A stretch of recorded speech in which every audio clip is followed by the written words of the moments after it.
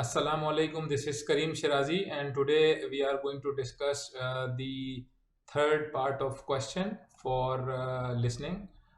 Short answer questions. ठीक है, तो आज हम ये डिस्कस करेंगे शॉर्ट आंसर क्वेश्चन और हम इसकी स्लाइड चलाते हैं.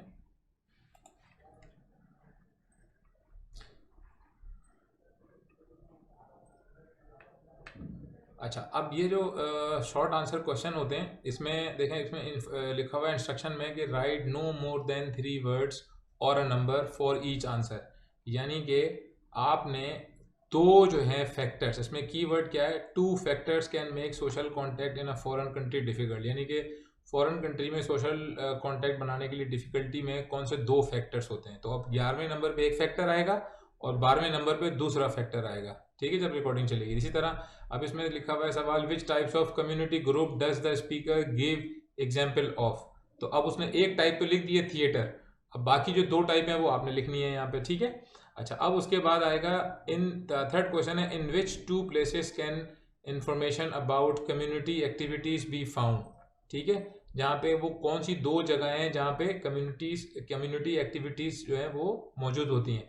तो वो 15 और 16 के अंदर आएगा. अब हम इसकी रिकॉर्डिंग प्ले करते हैं और फिर आप देखिएगा इसको. You will hear an extract from a talk given to a group who are going to stay in the UK.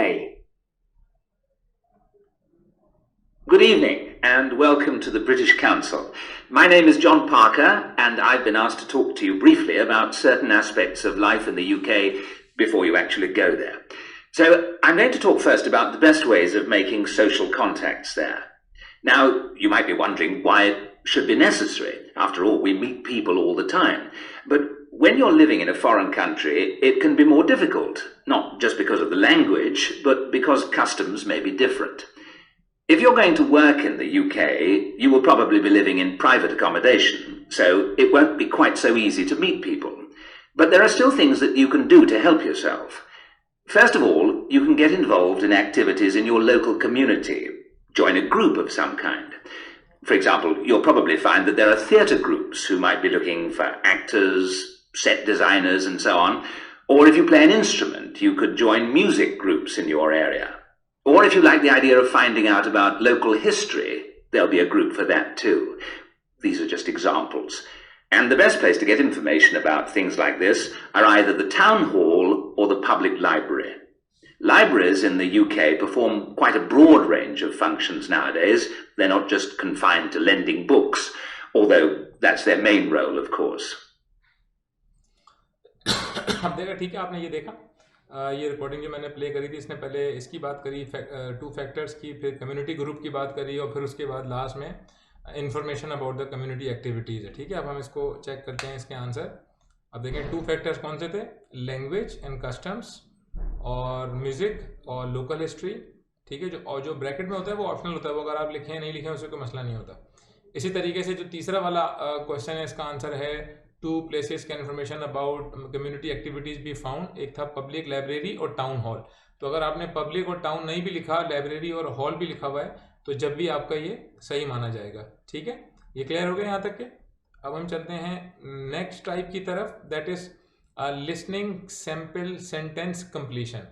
Listening sample task sentence completion. अब इस देखिए इन्फॉर्मेशन इसमें लिखी हुई है, write no more than 2 words.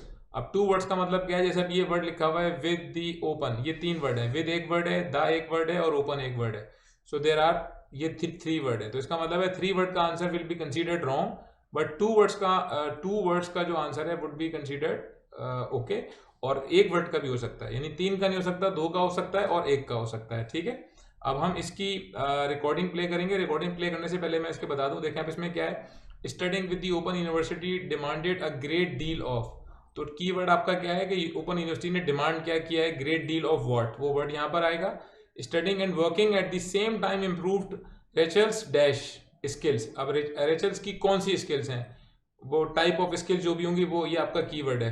ठीक है, improve उसने कौन सी स्किल्स करी है वो आपने यहाँ पे लिखना है. फिर उसके बाद आएगा it was helpful that the course was structured in. अब कोर्स जो है वो स्ट्रक्चर्ड इन व्हाट, मतलब किस तरीके से स्ट्रक्चर्ड किया गया था, उसका क्या सिलेबल था, क्या स्टेपिंग थी, वो वर्ड यहाँ पर आएगा। और the last one is she enjoyed meeting other students at, मतलब उसने इंजॉय किया दूसरे लोगों से मिलना, मतलब एट का मतलब क्या है कि जगह का नाम आएगा। एट का मतलब होता है प्लेस, कोई भी जगह का नाम आएगा, वो जो भी रिकॉर्डिंग के अंदर आएगा वो आपने यहाँ पे लिखना होगा। ठीक है, अब हम इसको पहले प्ले करते हैं रिकॉर्डिंग को, फिर आप उसके बाद चेक कीजिएगा answer. The thing I wanted to ask you was, did you find it hard studying with the Open University? You mean because you're studying on your own most of the time? Well, it took me a while to get used to it. I found I needed to maintain a high level of motivation because it's so different from school. There's no one saying, "Why haven't you written your assignment yet?" and that sort of thing. Oh dear. You'll learn it, Paul.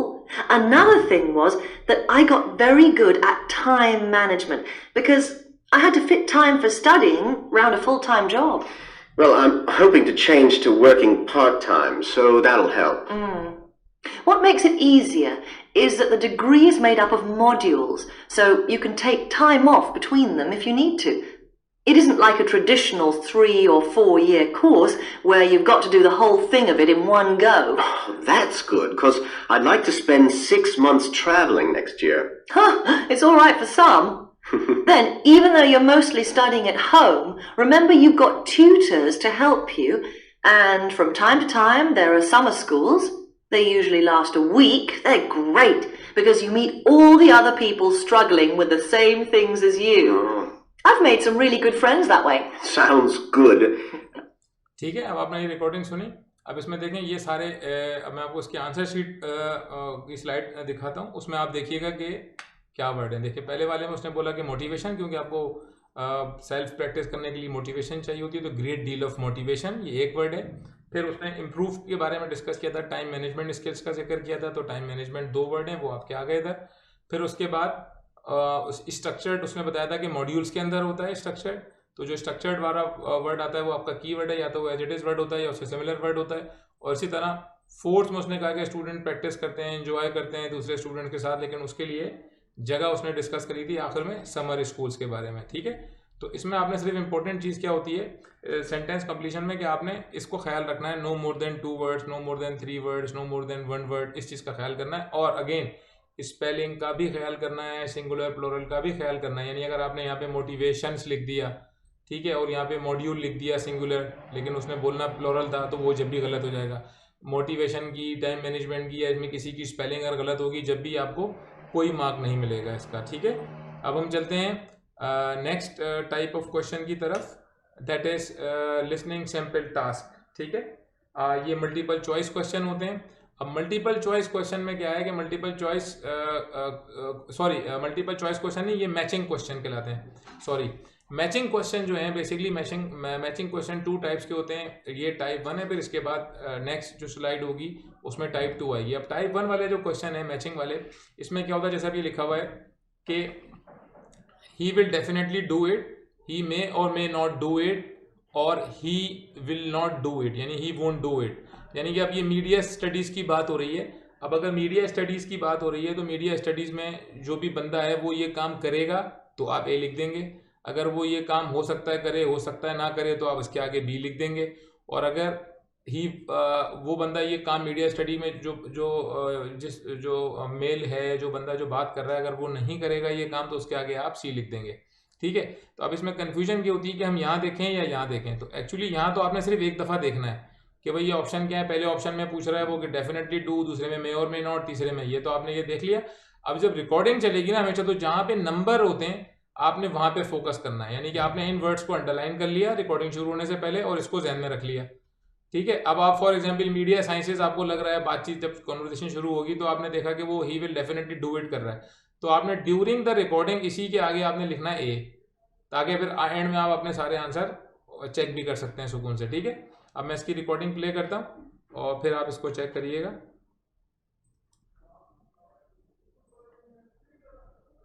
Hear a communication studies student talking to his tutor about optional courses for the next semester.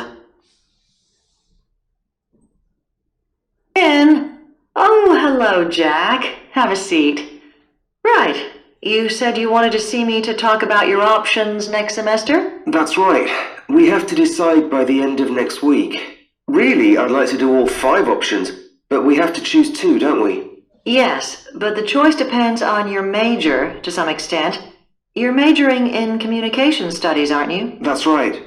So, for example, the media studies option will cover quite a lot of the same area you did in the core module on mass communications this semester, the development of the media through the last 2 centuries in relation to political and social issues. Well, that was interesting, but I've decided I'd rather do something completely new. There's a women's studies option, isn't there? Yes, women and power. Again, it has a historical focus. It aims to contextualize women's studies by looking at the legal and social situation in the 19th and early 20th centuries. So it would be useful if I intended to specialize in women's studies, but I'm not sure I do actually. Well, it might still be useful to give you an idea of the issues involved. It's taught by Dr. Steed. Oh, really? I'll sign up for that then. What about the option on culture and society? That addresses the historical debate on the place of culture since the Industrial Revolution in Britain. So a historical focus again. Do I get the message you're not so keen on history? Well, it's just that we seem to have done quite a lot this semester. Anyway, I'll think about that one. If you're interested in a course focusing on current issues, there's the option on identity and popular culture that approaches the subject through things like contemporary film, adverts, soap operas, and so on. That sounds interesting. Can you tell me who runs it? Well, it's normally Dr. Stevens, but he's on sabbatical next semester, so I'm not sure who will be running it. It should be decided by next week, though. Right. Well, I might wait until then to decide. And the last option is Introduction to Cultural Theory, isn't it?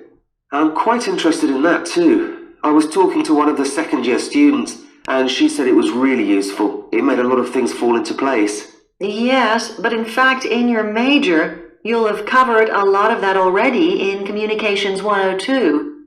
So that might be less useful than some of the others. I'll forget about that one then. Now, while you're here, we could also discuss how you're getting on with your core module assignment. ठीक है, ये आपने recording सुनी ये वाली पूरी। अब इसमें देखें एक मेल है और एक फीमेल है। तो अब आपने देखा कि वो सीक्वेंस में बात कर रहे हैं, पहले मीडिया स्टडीज़ की, फिर वुमेन एंड पावर की, फिर कल्चर एंड सोसाइटी की। अब जैसे मीडिया एंड साइंस आया तो विमेन जो है, जो फीमेल है, उन्होंने एक्सप्लेन करी एक चीज़ मीडिया साइंस के बारे में, और जब जो मेल है जब उसने जवाब दिया तो आपने वहाँ से पिक करना है कि कौन सा आंसर है उसके जवाब से। इसी तरह फिर वो वुमेन एंड पावर की बात करेगी फीमेल, फिर जब वो मेल जो है वो जब जवाब देगा तो आपने पिक करना है कि वो इसमें से कौन सा वाला ऑप्शन है। ठीक है, तो वो that will be quite easier, क्योंकि वो सीक्वेंस में बात चल रही है तो इतना डिफिकल्ट नहीं होगा। हाँ, अगर आपको नेटिव स्पीकर सुनने में प्रॉब्लम है तो वो एक अलग बात है, but I think these questions are not very difficult if you follow this technique. Again बता देता हूँ कि आपने जहाँ पे नंबर्स हैं वहाँ पे देखना है ड्यूरिंग द रिकॉर्डिंग। ठीक है, अब हम इसके आंसर चेक करते हैं। ठीक है, ये देखें, फर्स्ट वाले का है मीडिया साइंस का सी का मतलब है कि ही वोंट डू इट। फिर विमेन एंड पावर ए, ठीक है, इसका मतलब है ए का मतलब है he will definitely do it. फिर कल्चर एंड सोसाइटी बी का मतलब ही मे और may not do it. Identity and popular culture he may और मे नॉट डू इट, यानी कि कन्फ्यूजन है कि या तो वो करेगा या नहीं करेगा। और द लास्ट वन है introduction to the cultural theory C, इसका मतलब है कि ये वाला काम वो नहीं करेगा। ठीक है, तो ये है listening sample task matching heading 1। ठीक है, मैचिंग 1। अब हम इसके बाद वाला जो लेक्चर है उसमें हम करेंगे मैचिंग 2 वाला। अच्छा, इस ये जो 3 रिकॉर्डिंग्स हैं, 3 एक टाइप्स बताई हैं लिसनिंग की, इसमें आपको कोई भी क्वेश्चन हो आप कमेंट में लिख सकते हैं। हमारा व्हाट्सएप नंबर है, उस पर रब्ता कर सकते हैं, और इस वीडियो को एक दोबारा और 2 मरतबा 3 मरतबा सुन के आप चेक कर सकते हैं। समटाइम ऐसा होता है कि फर्स्ट रिकॉर्डिंग में हमें समझ में नहीं आता, लेकिन सेकंड रिकॉर्डिंग में समझ में आ जाता है। ठीक है, थैंक यू सो मच।